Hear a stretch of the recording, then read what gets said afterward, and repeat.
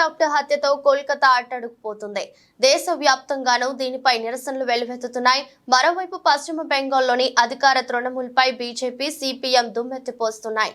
ఈ నేపథ్యంలో నిందితుడికి మరణశిక్ష విధించాలని డిమాండ్ చేస్తూ నేటి సాయంత్రం 4 గంటలకు ముఖ్యమంత్రి మమతా బెనర్జీ ఘటన జరిగిన ఆసుపత్రి వద్దకు ర్యాలీగా వెళ్తున్నారు.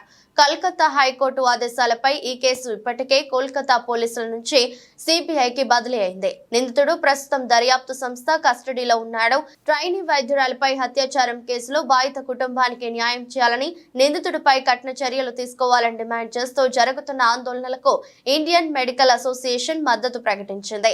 ఇందులో భాగంగా రేపు ఉదయం 6 గంటల నుంచి 24 గంటల పాటు దేశవ్యాప్తంగా అత్యవసర సేవలు నిలిపివేయనున్నట్టు ప్రకటించింది. ఈ కేసు దర్యాప్తును చేపట్టిన సిబిఐ బుధవారం ఆసుపత్రిని సందర్శించింది. ప్రశ్నించాల్సి ఉందంటూ 5 వైద్యులకు సమన్లు ఇచ్చింది.